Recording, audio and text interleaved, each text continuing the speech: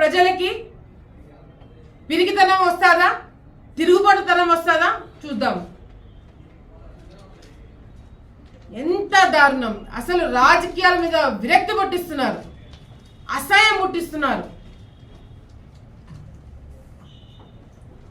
ఒక పని పార్టీలకు అతీతంగా ఏదైనా పని చేయాలంటే అధికారులు భయపడుతున్నారు, పార్టీలకు అతీతంగా ఏదైనా పని చేయాలంటే పోలీస్ డిపార్ట్మెంట్ భయపడుతున్నారు, పార్టీలకు అతీతంగా ఏదైనా న్యూస్ చేయాలంటే మీడియా మిత్రులు భయపడుతున్నారు. ఇదేనా మీరు చేసే పరిపాలన? ఇది ఇంకా తీవ్రంగా అవుతుంది, తీవ్రంగా అవుతుందని చెప్తున్నారేమో. మేము చదువుకున్న వ్యక్తులమే, మేము ఒక్కటే తెలియజేసుకున్నాం, రేపు పొద్దున మా ప్రభుత్వం వచ్చిన తర్వాత ఎవరికి ఇవ్వాల్సిన మర్యాద వాళ్ళకు ఉంటుంది, ఎవరికి ఇవ్వాల్సిన ఫ్రీడమ్ వాళ్ళకు ఉంటుంది. ముఖ్యంగా మీడియాకి, పోలీస్ డిపార్ట్మెంట్కి. ఈ రెండు సరిగ్గా లేకపోతే సమాజంలో ప్రజలు బతకలు కూడా బతకలేరు.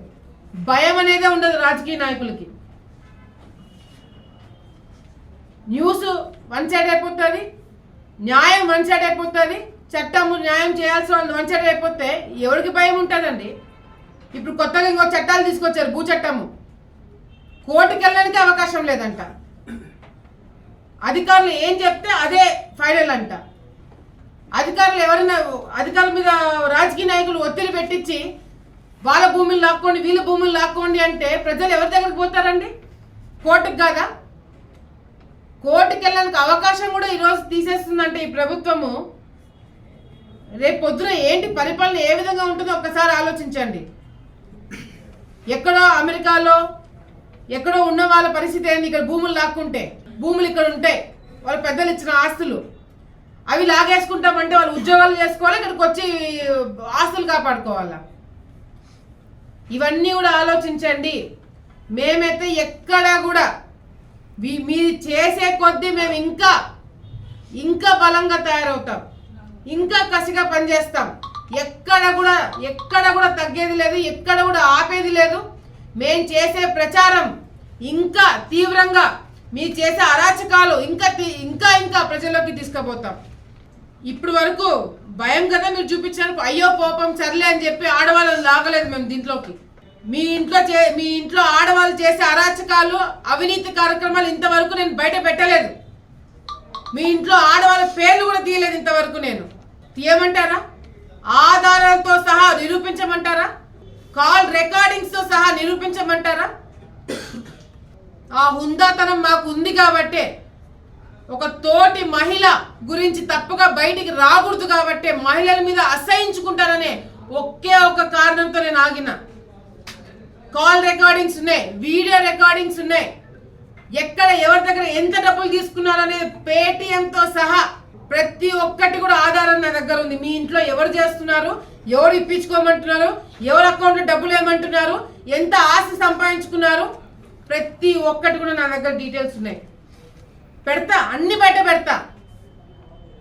మీ ఇంట్లో ఆడవాళ్ళ పేర్లతో సహా బయట పెడతా. నేను ఒక తోటి మహిళగా మర్యాద మీరు మాకు ఇవ్వకపోతే, తప్పు చేయని మేమే ఇంత గట్టిగా ఉన్నప్పుడు తప్పు చేసే వాళ్ళు మీరు ఎట్లా బయట తిరుగుతారో నేను చూస్తా.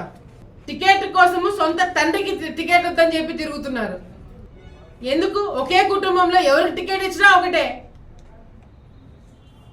ఇంకా ప్రభాకర్ రెడ్డి గారు మాట వినారేమో వీళ్ళిద్దరు, బండేసి ఆయన హైదరాబాద్కు పంపిస్తారు. ఎక్కడ ఎవరు మాట వింటున్నారు? కార్యకర్తల మాటలు వింటున్నారా? మీ కార్యకర్తలు ఎంతమంది ఇబ్బందులు పడుతున్నారో మీకు తెలీదా?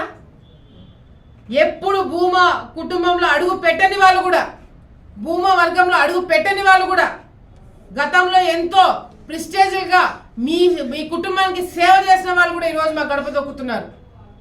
మేము అధికారం పార్టీలో లేము, మా వాళ్ళు కూడా కొంతమంది మీ గడప తొక్కినారు, నేను దాన్ని కాదనను. అధికారం పార్టీలో ఉన్నారు కాబట్టి మీరు, నేను ప్రతిపక్షంలో ఉన్నాం, కేసులు వేయించుకుంటాం, జైళ్ళకి పోతున్నాం, అయినా కూడా వస్తే ఇబ్బంది కలుగుతుందని తెలిసినా కూడా చాలామంది ఈరోజు పార్టీలు మారుతున్నారు. ఎందుకు?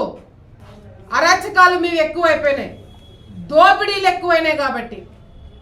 అది తెలుసుకొని మీరు మర్యాదగా మీ రాజకీయం మీరు చేసుకోండి, మా రాజకీయం మేము చేసుకుంటాం. కాదు కూడదు అని పోలీస్ డిపార్ట్మెంట్ అడ్డు పెట్టుకొని మీరు రెచ్చిపోయి ఏమైనా చేస్తే ఆధారాలతో సహా ఎన్నికల టైంలో తీద్దాం అనుకున్నాను, ఆధారాలతో సహా అన్ని బయట పెడతా. మీ మదరు, మీ అమ్మగారు మాట్లాడిన కాల్ రికార్డింగ్స్ ఉన్నాయి నా దగ్గర. ఎంత వసూలు చేసుకున్నారో తెలుసు, ఎక్కడెక్కడ వసూలు చేసుకున్నారో, ఎంత వసూలు చేసుకున్నారో తెలుసు. పెడతా, బయట పెడతా, డెఫినెట్గా బయట పెడతా. ఎన్నికలకు ముందు అన్ని బయటికి వస్తాయి. నేనేదైనా ప్రెస్ మీట్ పెడితే మండలి లీడర్లతో ప్రెస్ మీట్ పెట్టిస్తాడు. నీకు ప్రెస్ని ఎదుర్కొనే దమ్ము కూడా లేదు. నువ్వు ఒక ఎమ్మెల్యేవి. ఏమని అంటే తండ్రి కొడుకులు ఇద్దరు పక్కన కూర్చొని నువ్వు ఎట్లా ఎమ్మెల్యే అయినావు నాకు తెలుసు, మీ అమ్మ నాన్న చచ్చిపోతే నువ్వు ఎమ్మెల్యే అయినావు అన్నావు. నీకు ఆ రోజు మీకు నిజంగా ఆ రోజు మీకు సత్తా ఉంటే నువ్వు పోటీ పెట్టేవాడివి. నీకు అడిగే అర్హత కూడా లేదు. ప్రశ్న ఎదుర్కోలేరు. పాపం ఇంకా ఆళ్ళగడ్డ మీడియా మిత్రులు క్వశ్చన్లు వేయాలంటే అప్పుడప్పుడు ఏదైనా పెద్ద ఇన్సిడెంట్ అయితే కానీ క్వశ్చన్ లేరు. అట్లాంటి మీడియాను కూడా మీరు ఎదుర్కోలేకపోతున్నారు. న్యూస్ రాస్తే ప్రిస్టేజ్లు. రేపు బయటపడుతుంది. ప్రజలు మీ మీడియా మిత్రులు పోలీస్ డిపార్ట్మెంట్కి ఎంత మీరు భయం పెట్టుకున్నారో ఆ భయం బాగా పనిచేస్తుంది. డెఫినెట్గా పనిచేస్తుంది. ఆ భయం అయితే ఉంది. మీరు ఒక దాంట్లో బాగా సక్సెస్ అయినారు, బాగా భయం పెట్టుకుంటున్నారు. Very good. ఆ విషయంలో మాత్రం పర్ఫెక్ట్. ప్రజలకి, మీడియా మిత్రులకి, పోలీసులకి పర్ఫెక్ట్గా భయం పెట్టినారు. ఆ భయం రిజల్ట్ ఏందనేది రేపొద్దున ఎన్నికల్లో తెలుస్తుంది. ఆ భయం ద్వారా పిరికితనం వచ్చిందా, ఆ భయం ద్వారా తిరుగుబడితనం వచ్చిందా, రేపు రిజల్ట్స్ తెలుస్తాయి.